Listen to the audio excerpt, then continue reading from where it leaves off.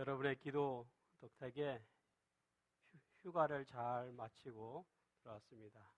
지난주에 저를 보지 못해서 어디 갔나 궁금하신 분들이 계신 것 같아요. 휴가를 잘 다녀왔습니다. 또 태풍이 불고 했는데 여러분 기도 덕택에 어려움 없이 잘 휴가를 마치고 돌아올 수 있었습니다. 감사드립니다. 저희가 2주 전인가요? 우리 북아태지에 그 선교대가 일산에서 있었습니다. 저희가 우리가 부스를 만들고 또 그 행사에 참여했는데 많은 분들이 또 함께 참여해 주셔서 너무 감사드립니다.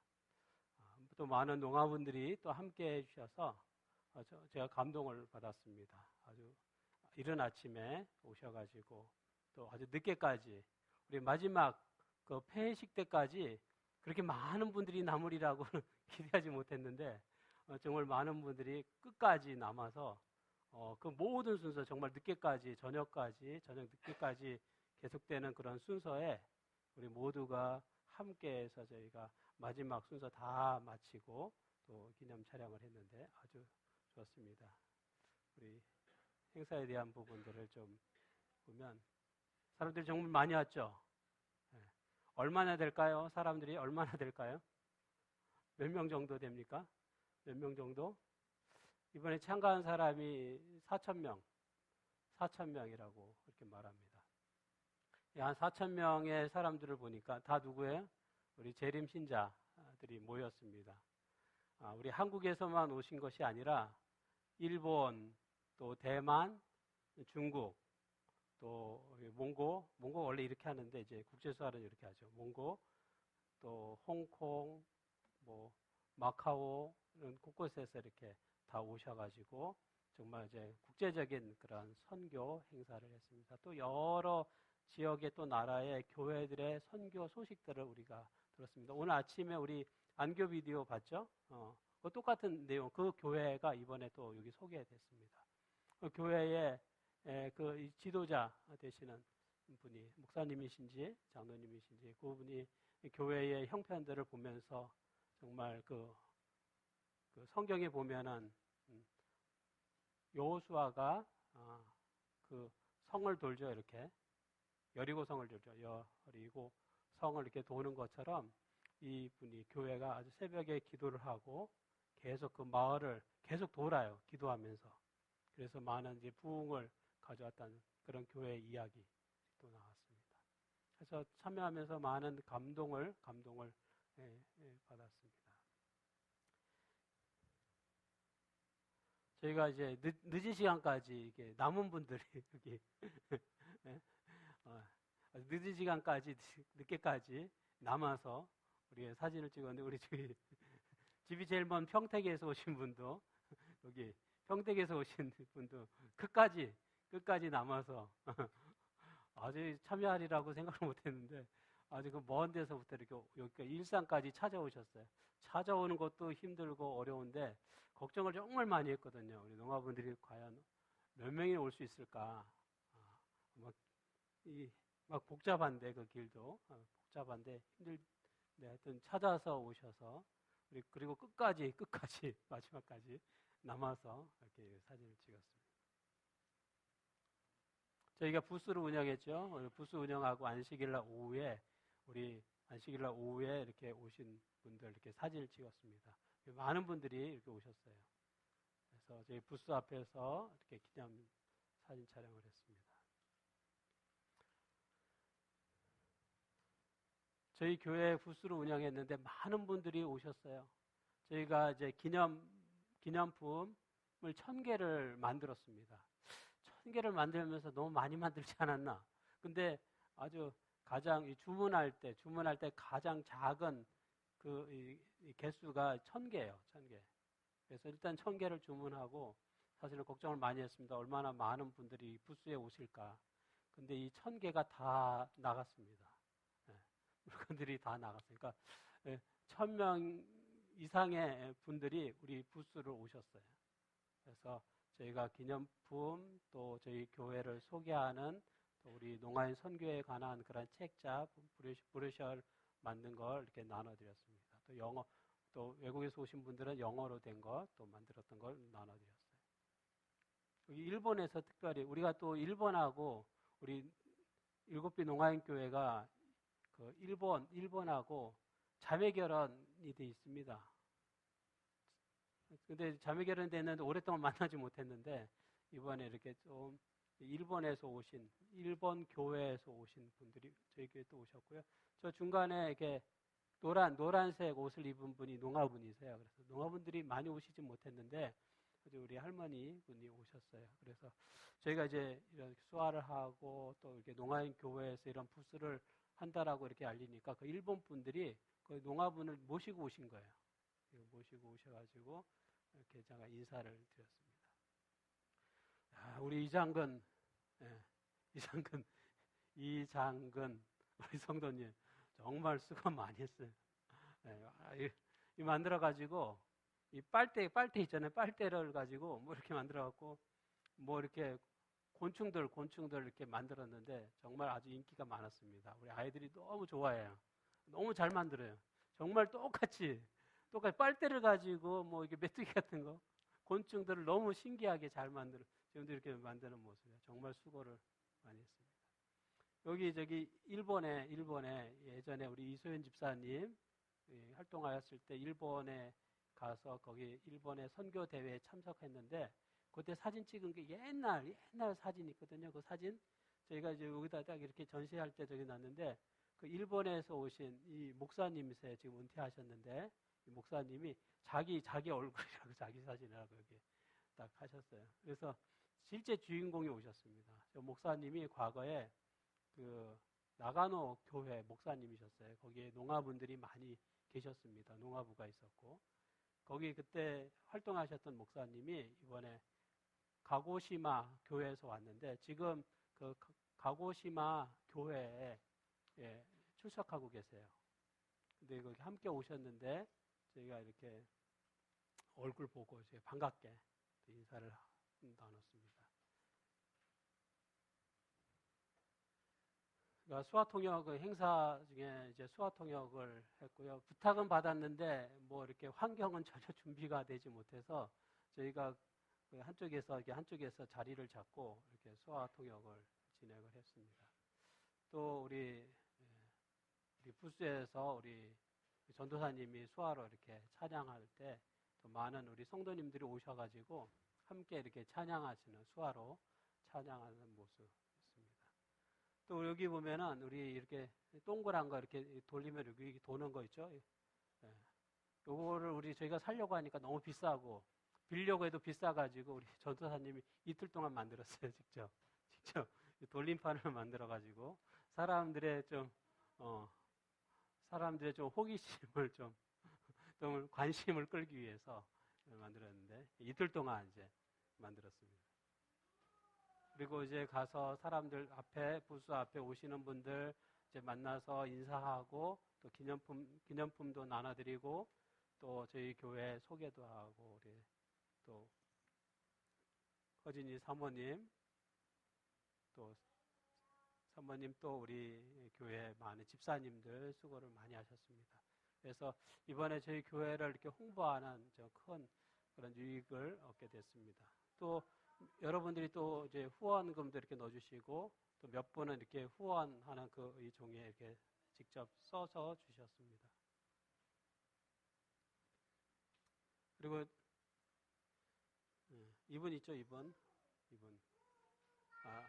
이 대총회장님이 테드 윌슨 대총회장님이 여기 방문해 주시고 이번에 이 북아태 지회장. 그래서 북아시아 지역에 담당하는 목사님, 최고 지도자 되시는 목사님이시고요. 우리 한국 분이시고, 요 테드 윌슨 요 분은 우리 세계 재림 교단에서 지도하시는 책임 가진 그런 목사님이세요. 그러니까 최고 지도자 분이 이제 우리 농아인 부스에 이렇게 오셔가지고 또 격려해 주시고, 또 같이 사진도 찍어주시고, 또 제가 수화통역을 하고 있는데 갑자기 이제 말씀하시다가 우리 수화 통역하는 거에 대한 감사의 말씀을 또 이렇게 해주셔서 좀 감사하게 생각을 했습니다. 그래서 특별히 세계의 우리 재림 교단의 지도자분이 또 오셔가지고 우리 농안 선교에 대한 부분들을 또 격려해 주셨습니다.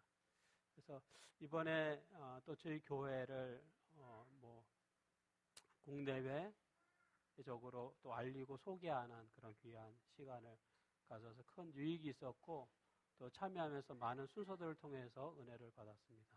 특별히 이렇게 참여해 주시고 또 적극적으로 함께 해 주신 우리 모든 분들께 감사드립니다.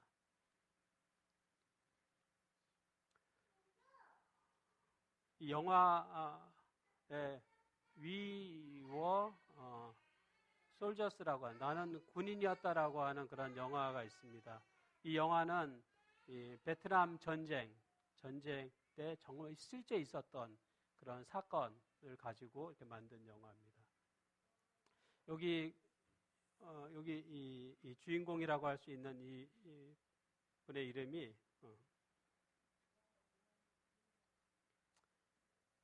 할무어라고 하는 사람인데요. 이분이 전쟁터에서 400명의 이제 부하 군인을 데리고 이제 전쟁을 나가야 되는 그런 상황이었습니다. 근데 그곳은 정말 아주 치열하게 전쟁을 했기 때문에 거의 대부분의 사람들이 죽을 수밖에 없는 그런 위험한 그런 곳이었고 전쟁터였어요.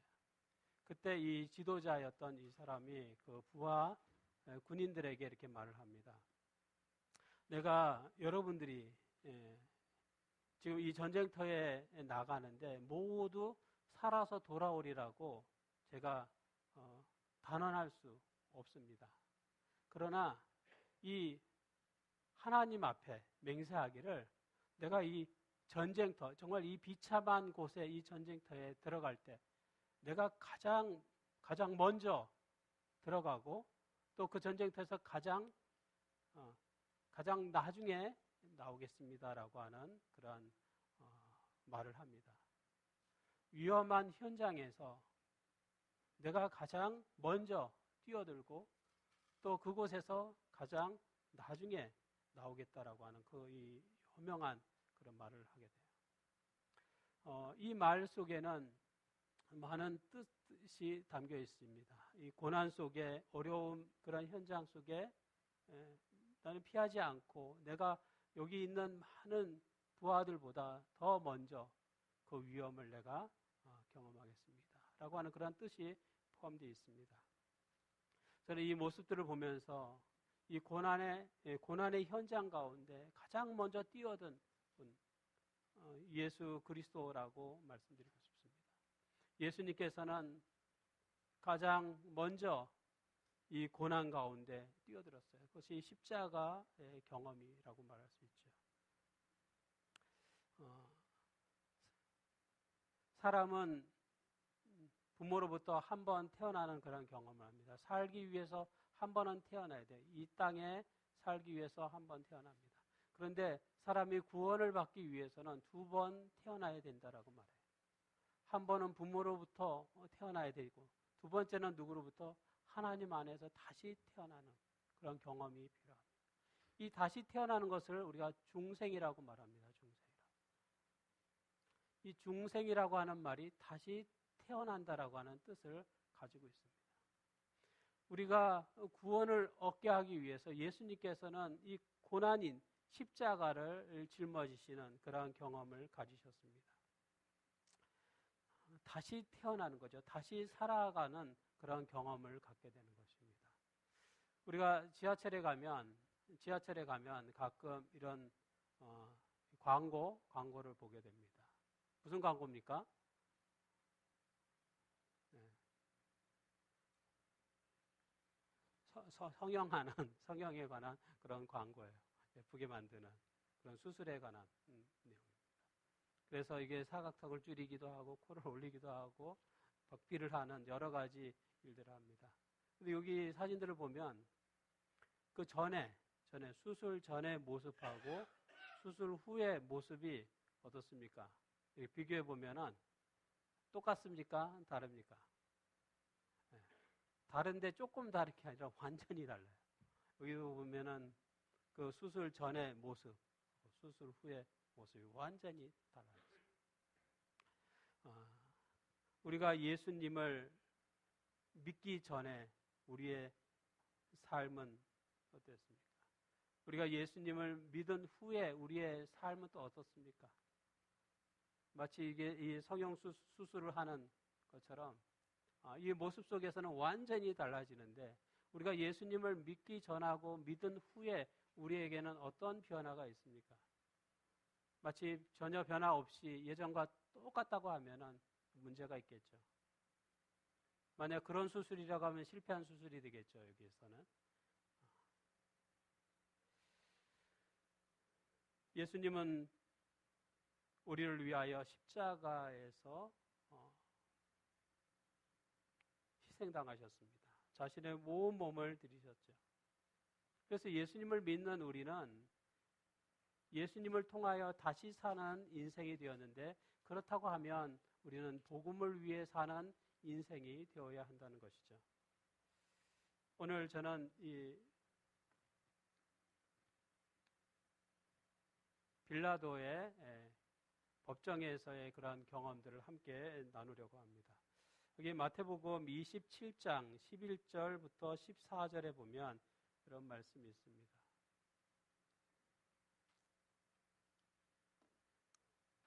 예수께서 총독 앞에 섰으며 총독이 물어 이르되 내가 유대인의 왕이냐? 예수께서 대답하시되 내 말이 옳도다 하시고 대제사장들과 장로들에게 고발을 당하되 아무 대답도 아니하시는지라. 이에 빌라도가 이르되 그들이 너를 쳐서 얼마나 많은 것으로 증언하는지 듣지 못하느냐 하되 한 말씀도 대답지 아니하시니 총독이 크게 놀라워하더라. 이렇게 말씀했습니다. 예수님께서 이제 그 당시에 이 유대를 다스렸던 지도자였던 이 빌라도 앞에 서게 되었습니다. 마지막 재판을 받는 그러한 모습입니다.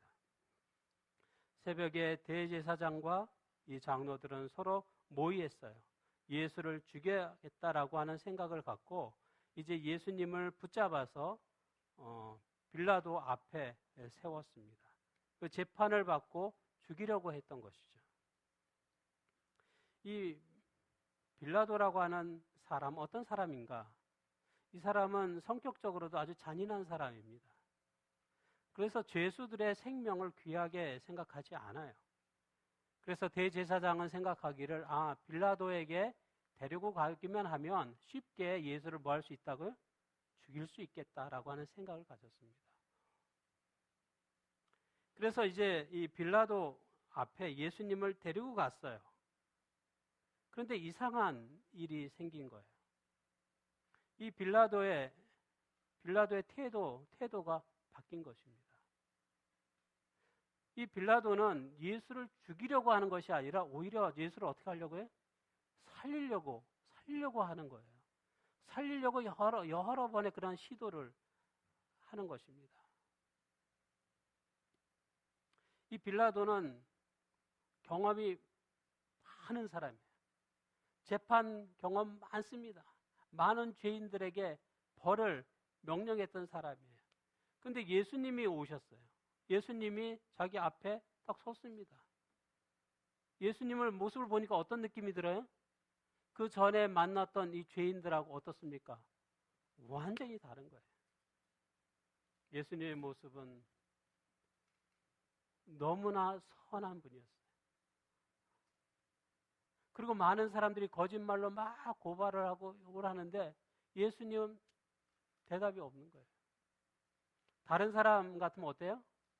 여기 막 병명을 하고 나는 죄가 없다고 말하고 그러는데 예수님은 계시는 거예요. 사람들의 비난을 그냥 듣고만 가만히 계시는 거예요. 빌라도가 볼 때 예수님은 정말 죄가 없어요. 이 사람이 죄가 있다라고 선언할 수가 없는 거예요. 너무나 정말 선하고 예수님의 모습 속에는 죄가 보이지 않아요. 그래서 이 빌라도도 정말 잔인한 성격을 가진 그런 사람이고 죄인들의 생명을 귀하게 생각하지 않는 그런 사람이지만 예수님을 보고 저 사람 죄 있다라고 말할 수가 없는 거예요.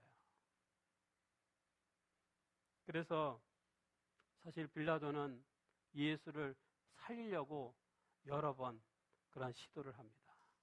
여러분, 노력을 합니다.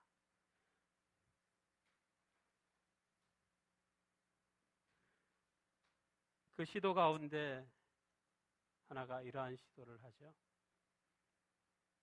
성경에 보면 명절 때가 되면 총독이 무리의 청원대로 죄수 한 사람을 놓아주는 그런 전례가 있더니 그때 바라바라 하는 정말 유명한 죄수가 있는데 그들이 모였을 때 빌라도가 물어 이르되 너희는 내가 누구를 너희에게 놓아주기를 원하느냐? 바라바냐? 그리스도라 하는 예수냐? 두 사람을 세워놓고 이 바라바를 풀어줄까? 아니면 예수를 풀어줄까? 이렇게 사람들에게 묻는 것입니다. 빌라도가 생각할 때 예수를 풀어주기 위해서는 정말 아주 극악한 나쁜 그런 죄인을 데려다가 세워놨어요. 사람들이 이렇게 볼 때 확실하게 이 사람은 너무나 나쁘고 사람을 죽이고 강도짓을 하고 한 정말 나쁜 사람이기 때문에 그냥 당연히 예수를 풀어주겠거니라고 사람들이 외치리라고 하는 기대를 가졌습니다. 그런데 어떻습니까? 사람들의 외침 속에서 예수를 풀어주라고 하는 그런 말이, 그런 음성이 들리기를 기대했어요. 근데 그런 음성이 없는 거예요. 예수를 풀어주라는 음성이 없어요. 사람들의 음성, 외침, 대답은 다 누구를 놓아주라는 거예요? 바라바를 놓아주라는 거예요. 예수는 뭐 하라는? 예수는 십자가에 못 박아 죽이라는 거예요. 저는 이 바라바에 대한 생각을 좀 갖게 되었습니다. 성경에 보면 이름이 비슷한 사람들이 나와요. 가끔 좀 헷갈려요. 여러분은 어떤지 모르겠어요. 저는 롯하고 룻하고도 좀 헷갈려요, 가끔. 여기 보면 바라바가 있고요. 또 뭐가 있어요? 바나바가 있어요. 좀 비슷하죠? 한 글자 차이예요. 바나바는 사도 바울하고 함께 선교 여행을 했던 사람이에요. 그리고 여기 지금 나오는 바라바는 누구예요? 예수님 대신에 풀려난 사람입니다. 바라바는 어떤 사람이었을까? 그런 아주 잔인한 사람이었습니다. 여기 유명한, 여기 보면 바라바에 대해 성경이 이렇게 얘기하죠. 바라바는 유명한 죄의 수였다 이렇게 말하죠. 이 유명하다고 하는 그 말 뜻에 보면은 악명 높다라고 하는 뜻이 있습니다. 악명이 높다. 그러니까 아주 나쁜, 아주 잔인한, 잔인하기로 아주 소문이 쫙 난 그런 사람이다라고 하는 뜻을 포함하고 있어요. 그러니까 이 바라바는 아주 잔인했던 그런 성격을 가진 사람이었어요. 그래서 그는 이미 뭐예요? 이미 무슨 재판을 받았어요? 이미 재판을 통해서 이미 사형 선고가 내려진 사람이에요. 지금 예수님 서 있는데 그 옆에 누구를 데려고 왔어요? 아주 잔인한 그런 살인자였던, 그리고 이제 사형이 이미 선포된 그러한 이 사람을 데리고 와서 누구를 풀어주랴라고 묻는 것입니다. 그러면 일반적으로 사람들이 보면 누구를 풀어주는 게 맞습니까? 예수님을 풀어줘야죠. 이게 보기에도 특별한 죄가 없어 보이고, 이 사람은 이미 죄가 있는 게 결정이 됐어요. 재판이 끝난 사람이에요. 그러면 당연히 예수님을 풀어줄 거라고 빌라도는 기대했어요. 그런데 사람들이 뭐라고 외쳐요? 둘 중에 한 사람은 풀어주라고 하는데 사람들이 막 외치는데 뭐라고 해요? 예수님을 풀어주라는 말은 없어요. 없는 거예요. 누군가가 좀 이렇게 외쳐주면 좋은데 없는 거예요. 그 무리 속에는 없는 거예요. 그 무리 속에는. 바라바를 풀어주라는 음성만 있는 거예요. 그러니까 이 빌라도도 곤란한 일이 벌어지는 거죠. 어떻게 방법이 없는 거죠. 한 사람을 풀어주겠다라고 선언했는데 사람들의 외침은 이 바라바를 선택하는 거예요. 바라바를 선택하는 것입니다.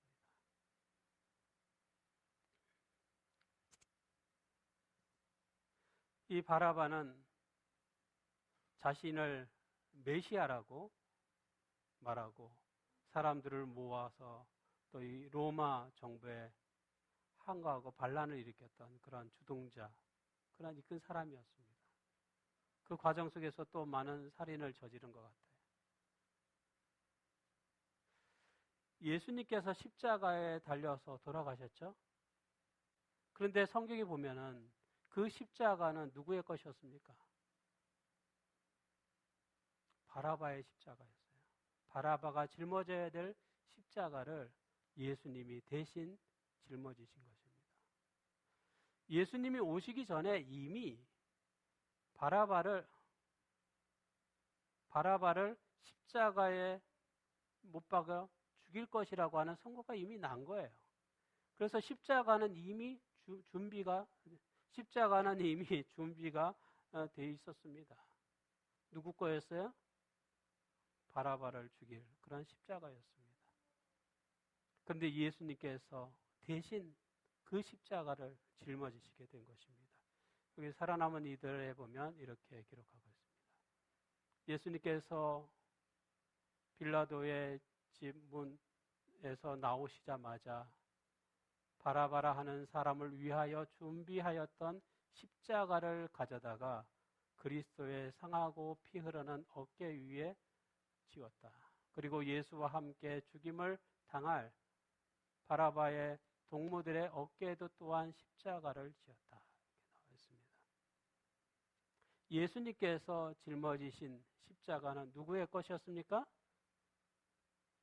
바라바의 것이었어요. 바라바의 십자가였습니다. 저는 생각해 봤습니다. 예수님을 통하여 다시 인생을 살게 된 이 바라바의 삶은 어땠을까? 예수님을 통해서 생명을 구하고 살게 됐으니 이제 그 인생이 어떻게 변화되어야 합니까? 어떻게 변화되어야 되죠? 전에는 그렇게 악하게 인생을 살았다 할지라도 이제 예수님을 통하여 새롭게 살게 됐으니 이제 그의 인생이 다시 사는 인생이 되었으니 그 삶이 복음을 위하여 헌신하는 삶이 되어야 되지 않을까요? 그런데 성경에 보면은 또 시대의 소망 책에 유심히 살펴봐도 이 바라바가 회심하고 변화됐다 또는 그의 삶의 인생의 기록들이 다시 성경에 나오지 않습니다. 성경의 모든 내용을 기록하지 않기 때문에 그가 어떤 인생을 살았는지 우리는 알 수가 없어요. 모르죠. 또 이 바라바라고 하는 책이 있어요. 그 소설책이 있어요. 거기에서는 또 좋게 또 영화도 있어요. 그 좋은 의미로 회심해서 예수님을 믿었다라고 하는 그런 내용이지만 그것이 성경하고는 맞는 건 아니에요. 여튼 성경에는 이 바라바에 대한 기록이 없어요. 그래서 저는 생각하기에 그런 생각을 합니다. 그는 예수님 때문에 풀려났지만 여전히 똑같이 이전과 똑같은 그러한 인생을 살았다라고 하는 생각을 하게 돼요. 성경에 비슷한 경험의 사람이 있습니다. 여기 마가복음 15장 21절에 보면 이런 말이 있어요. 마침 알렉산더와 루포의 아버지인 구레네 사람 시몬이 시골에서부터 와서 지나가는데 그들이 로마 군인이죠. 그들이 그를 억지로 함께 가게 하여 예수의 십자가를 지우니 이렇게 말합니다. 예수님께서 십자가를 지고 가실 때 이 온몸이 상하여서 피가 흐르고 지치고 때문에 여러 번 이제 쓰러지셨습니다. 기절하셨어요. 그래서 이 로마 군인들이 이 봐갖고 옆에 누가 이렇게 구경하고 있는 옆에 사람을 데려다가 대신 십자가를 짊어지게 했습니다. 그 사람의 이름이 나오는데 시몬이라고 하는 사람이에요. 여기 구레네라고 하는 곳은 이 아프리카 지역을 말합니다. 그래서 제가 여기 일부러 이걸 찾았어요. 이게 다른 그림에 보면은 이 백인의 모습이 나와서 제가 여기 이 흑인의 모습이 있는 사진을 좀 찾아봤습니다.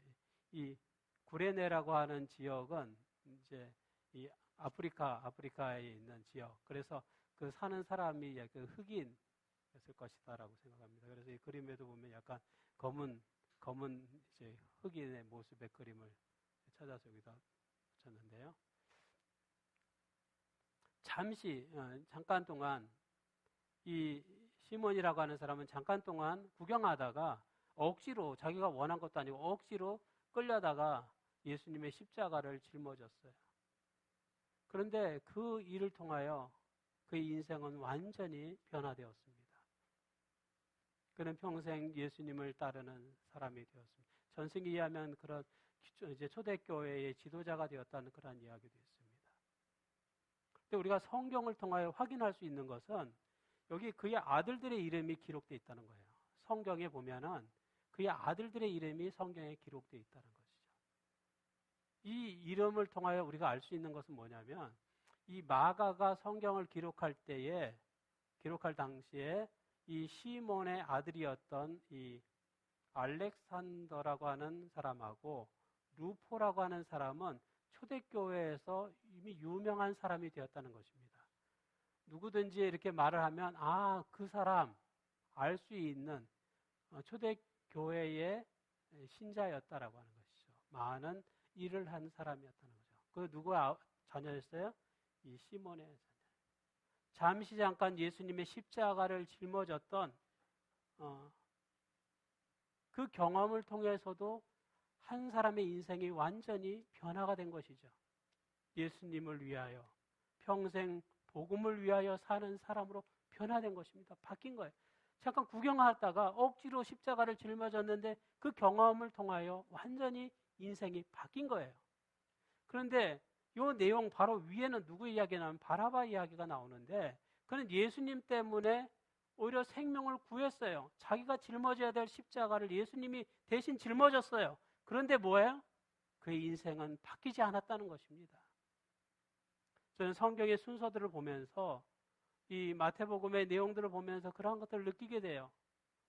이 마태가 성경을 기록할 때 그냥 순서대로 막 기록한 것이 아니에요. 그건 어떤 사건별로 모아서 기록을 했습니다. 이 순서에 어떤 의미들이 있어요, 때로는. 근데 이 바라바의 이야기가 기록되고 그 다음에 이 구레네 사람 시몬의 이야기가 또 그 다음에 붙어서 기록되어 있습니다. 두 사람이 나와요.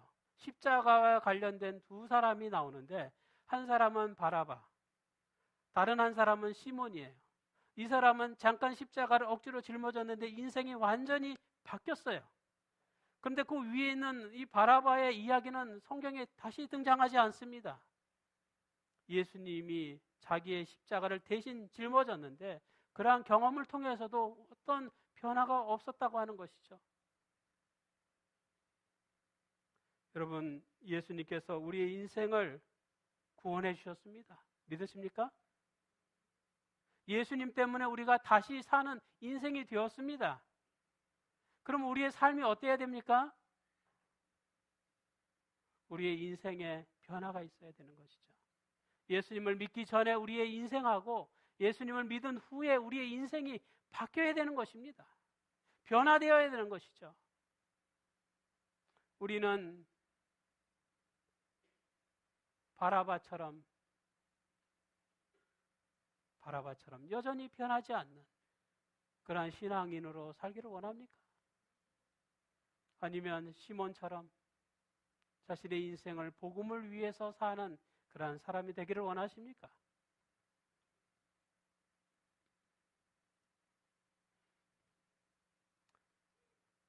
빌라도가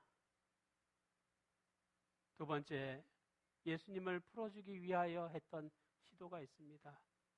이 모습은 성경에 짧게 기록되어 있어서 자세히 살펴보지 않으면 이 빌라도의 그런 의중을 이렇게 꿰뚫어 보기가 좀 어렵습니다. 제가 특별히 이 다른 번역본이 아니라 한글 킹 제임스 버전 이 성경절을 쓴 이유가 있어요. 다른 성경절 번역에는 이 표현이 잘 나타나질 않아요. 근데 이 표현이 제일 확실하게 나타나는 성경절이 요 표현이에요. 요 번역본입니다. 킹 제임스 버전에 있는. 같은 비슷한 성경절 비슷하게 번역했지만 느낌이 이 성경절이 가장 이 빌라도의 이 마음의 심중의 느낌을 조금 더 이렇게 보여주는 성경절이라고 할 수 있습니다. 이 성경절 우리 같이 읽어보겠습니다. 시작. 그때 예수께서 가시관을 쓰시고 자주색 겉옷을 입고 나오시니 빌라도가 그들에게 말하기를 이 사람을 보라 하더라.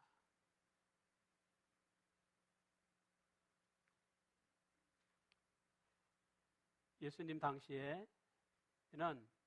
이제 사형을 시키게 되면 그 전에 무슨 일을 하냐면 이 채찍을 가합니다. 채찍질을 가요.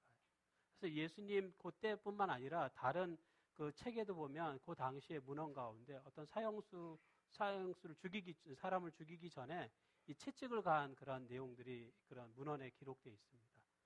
그래서 아마도 이게 죽일 때 그 모습이 아주 비참한 그런 모습으로 되기 위해서 그렇게 했던 것 같기도 해요. 예수님께서 십자가를 짊어지기 전에 많은 이제 모욕을 당하십니다. 침도 뱉음 받고 또 이 아주 날카로운 그런 이 가시관을 쥐어서 여기에 피가 이렇게 흐르게 되는데 그 전에 뭘 받으셨냐면 아주 잔인한 도구였던 이 채찍에 이 온몸이 이렇게 상했습니다. 그래서 이 예수님이 여기 이 그림에 참 잘 표현되어 있는데요. 예수님 지금 이렇게 빌라도 옆에 서 있는데도 여전히 지금 이 등에서는 피가 흐르는 거예요. 이 몸에서 피가 흐르고 있어요. 지금 흐르는 상태. 머리에서도 피가 흐릅니다. 빌라도는 어떠한 생각을 가지고 이 말을 했을까요? 이 사람을 보라. 이 정도 했으면 뭐야? 풀어줘도 되지 않겠냐. 이 정도로 이렇게 비참한 모습으로 채찍에 맞아서 정말 비참한 모습에 피를 흘리고 있는 이 정도 되면 이제 뭐 해도 되겠지 않냐? 용서해줘도 되지 않냐? 풀어줘도 되지 않냐? 라고 하는 그런 말을 하는 것입니다. 다른 성경에는 보면은 보라 이 사람이로다 이렇게 돼 있어요. 보라 이 사람. 무슨 뜻인지 잘 느낌이 안 와요. 이 사람을 보라는 거예요. 이 사람의 모습, 지금 이 모습을 한번 보라는 거예요. 이렇게 비참한데, 이렇게 지금 피를 흘리고 있는데, 이 정도면 뭐 해야 돼요? 용서해줘도 괜찮지 않냐. 아주 잔인한 성격을 가졌던 이 빌라도 로마의 총독이 생각할 때도 뭐 이 정도 심하게 이렇게 좀 채찍도 가하고 피를 흘리게 했으면 굳이 죽이지 않아도 되지 않느냐라고 하는 의미가 담겨 있습니다. 그런데 사람은 뭐예요? 사람은 계속해서 묻습니다. 십자가에 죽이라는 것이죠.